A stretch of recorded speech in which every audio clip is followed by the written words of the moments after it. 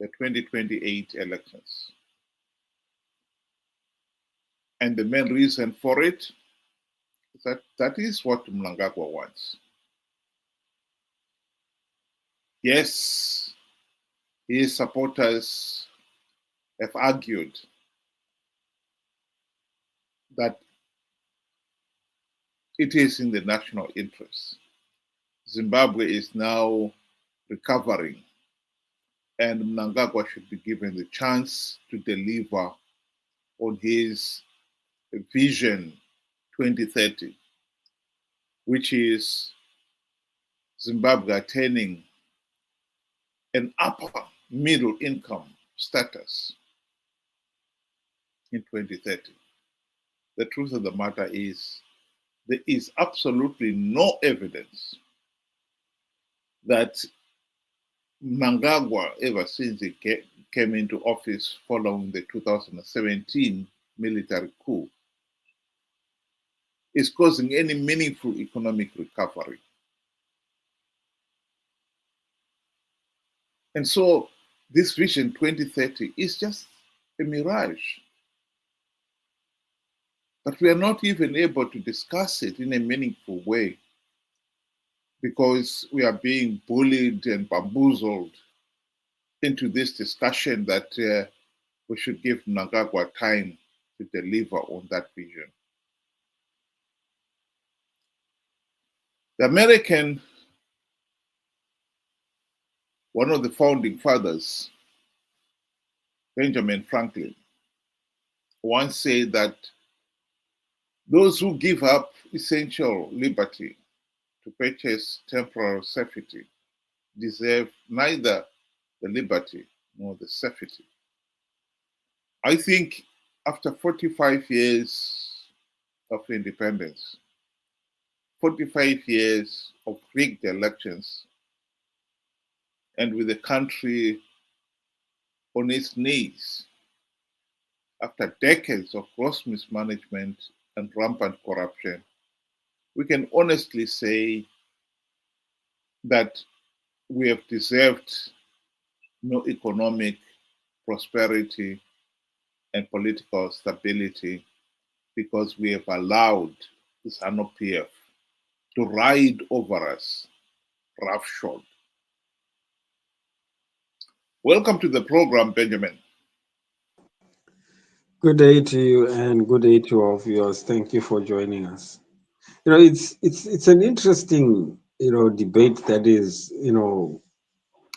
making the headlines in Zimbabwe almost on a day-to-day basis. So we all know that Zanu PF rigs elections, and it would be no different if they rig the referendum. Now, the twist that I'm seeing here is ZANU PF is also divided into two. And they know their shenanigans that they plot against, the people when they rig elections. So the question now is, are they also going to stand still and watch Mnangagwa rig them as well?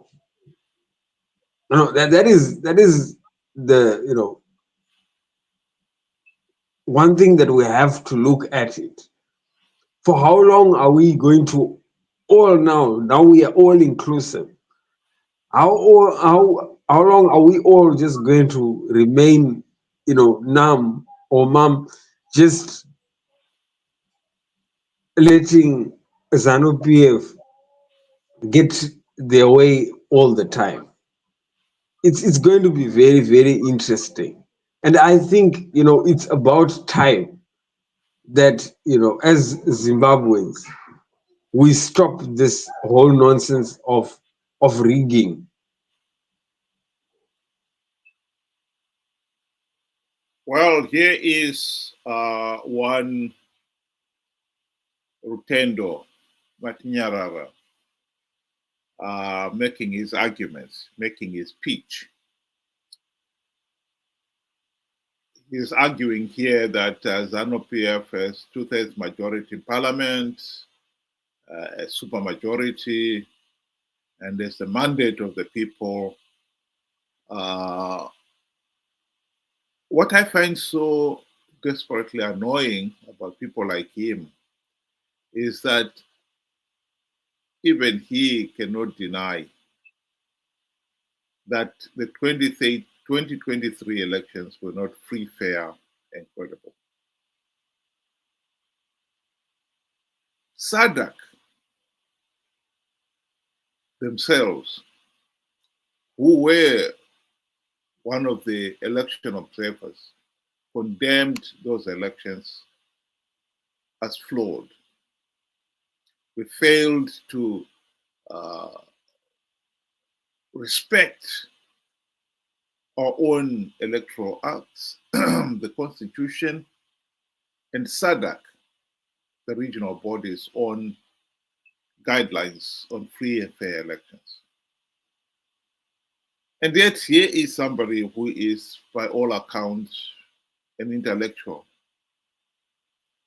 insisting that the elections were free, fair, and credible.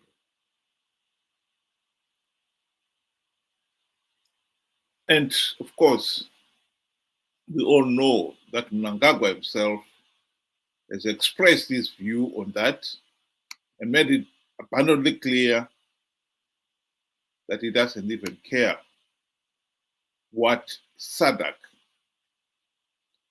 and the AU and everybody else say about the rigged elections.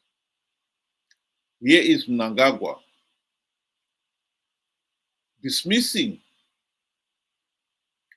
the people, the fact that SADC had condemned the elections as flawed. Vana vakatuka ZANU-PF kana ini ndonyanyisa kufara zvatiri kuita zvakanaka. Ukavona vavengi vako vachikurumbidza nekuchikanganisa, ukavona vachiti ZANU-PF yakaipa, farai, because you are doing correct things for your country. Hongu takaita maelections edu, kuna vamwe vaitaura zvisina musoro zvikanzi maelections anafamba zvakanaka, ndezvavo.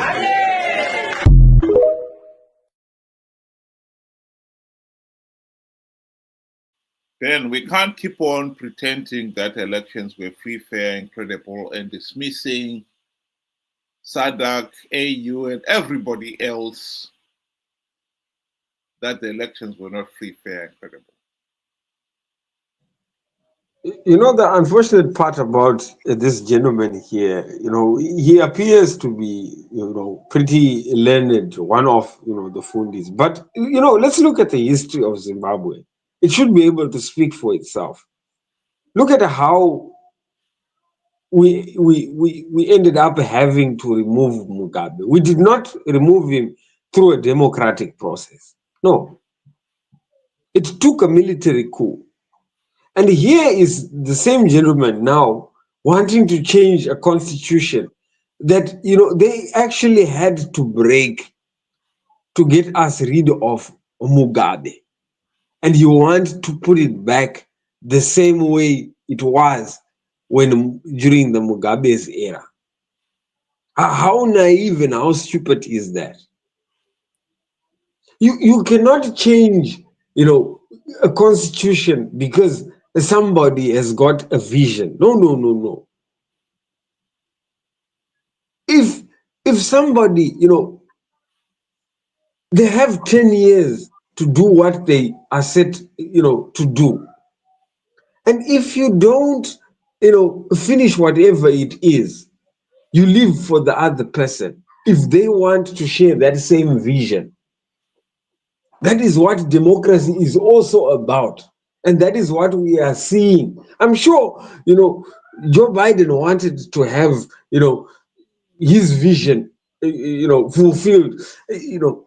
A lot of other presidents that have, come in and gone had visions as well.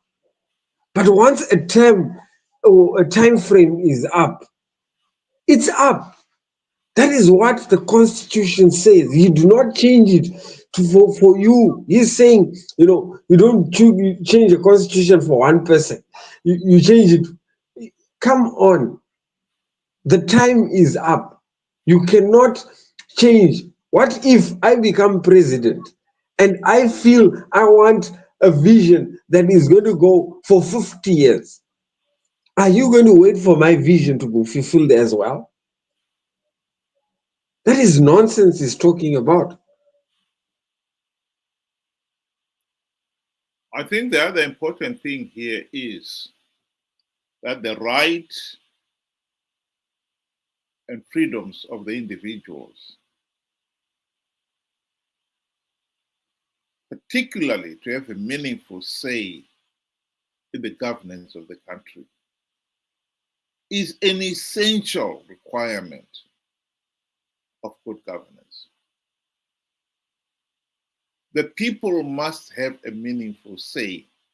And I go back to Abraham Lincoln, another American president, who defined democracy as a government of the people, for the people, by the people. It is the people's government. And if it is the people's government, by the people, how can you say they have no say in the governance of the country?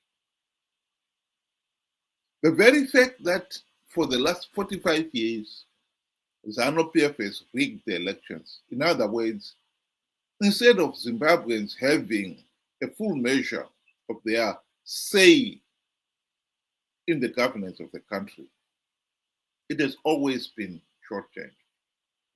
Elections have never been free, fair, and credible in Zimbabwe.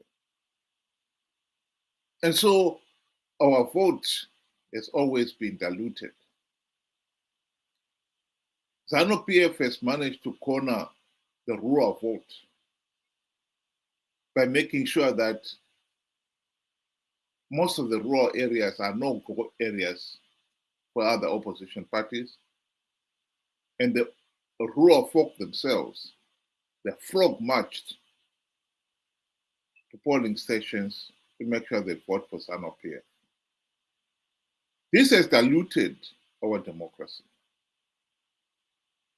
But what we are talking about here now, if Mnangagwa is able to change the constitution, is tantamount to him sweeping the people of Zimbabwe, everybody now, not just the rural folk that were shortchanged, but everybody.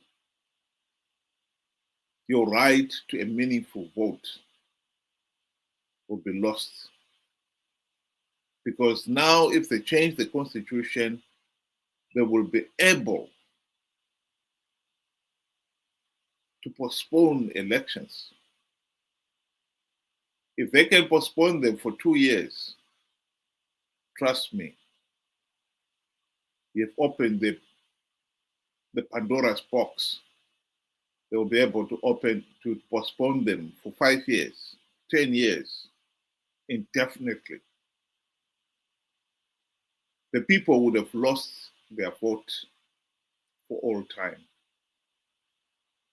I totally agree with Opol Chinono there when he says, are we going to just watch Zanu-PF violate the constitution without any program of resistance? There is no organized political opposition in Zimbabwe. I believe he could have even gone further to say, this is the last stand.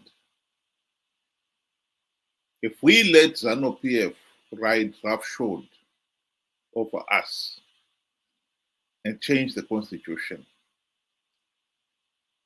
then we will have lost the last vestiges of the people's power to hold those in power to account. That is what this means.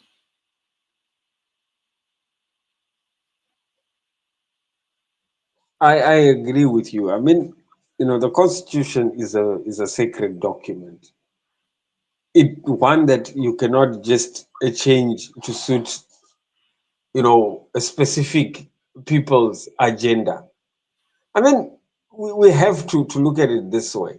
If you alter and change the Constitution to extend your term, Who is to stop the next guy from doing it?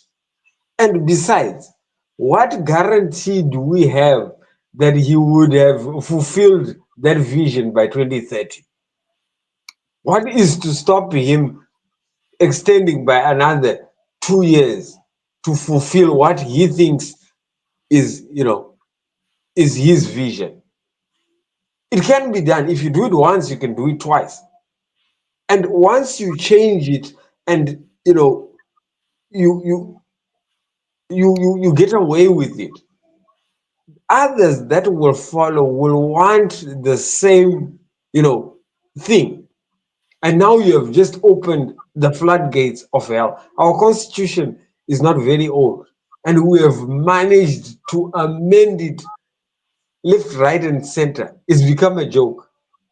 Why did we write it in the first place if we are just going to be canceling everything in it?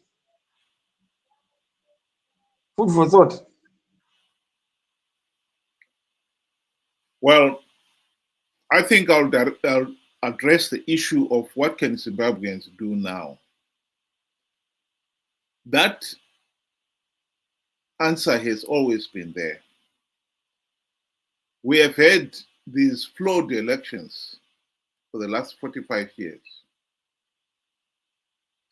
particularly since 2008. It has been clear that Zanu PF has carte blanche powers to rig elections. SADC did the nation a big favor by forcing Zanu PF to go into the GNU. The primary purpose of the GNU of 2008 to 2018 was to implement the democratic reforms to ensure free, fair, and credible elections. The truth of the matter is, Morgan Tsvangirai and company sold out. They failed to implement even one token reform. And at the end of the GNU, SADC leaders told Morgan Tsvangirai and company to their faces that they should not go into the 2013 elections without reforms. Tsvangirai and company ignored the warning. I think the warning has stood ever since. We need reforms. Rules are there for a purpose.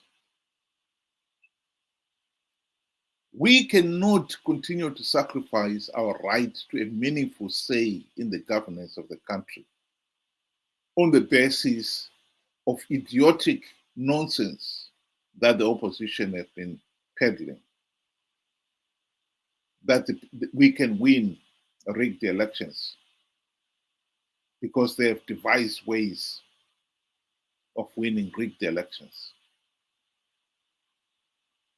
In 2018, Chamisa conned people to participate in those flawed elections on the basis that MDC Alliance had stringent measures to stop Zanu-PF rigging the elections.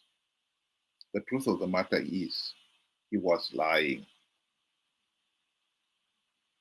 In 2023, Chamisa came back with the same idiotic lie to tell people that they should participate in the 2023 elections.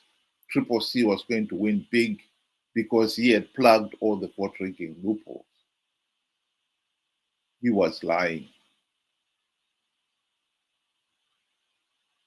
The rational position, the rational solution to Zimbabwe right now is to stop participating in these flawed processes. Because as long as we participate, we give the process legitimacy. 2023, SADC and the AU did the people of Zimbabwe a great favor. They came back and reminded the nation that the election process in Zimbabwe is flawed and that we should not keep on participating in these flawed processes. It's up to us. There is a real danger that Chamisa and company will con millions of their supporters to participate in the referendum that has got to go through for Zanu-PF to be able to amend the constitution. They will call people to believe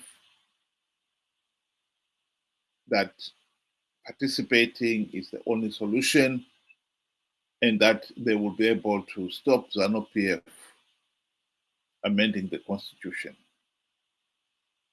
Not knowing that when you have participated, you've given the process legitimacy. We need to come to our senses. We need to start thinking in a more rational way. Our right to a meaningful say in the governance of the country is at the heart of good governance. If we lose that, then we are in deep, deep trouble. We do not deserve the economic prosperity and a stable Zimbabwe. We are in serious trouble already. Zimbabwe's economy is in ruins. The politics, we are in political paralysis because we have given up our right to hold those in power to account. We've allowed Zanu-PF to rig elections in the past. Now the regime is talking of stripping us of that right to vote altogether. We can stop them. And stopping them means stop participating in flawed elections. Stop believing in this idiotic nonsense that we can win rigged elections. We want free, fair, and credible elections. Thank you very much, and have a good night to everybody.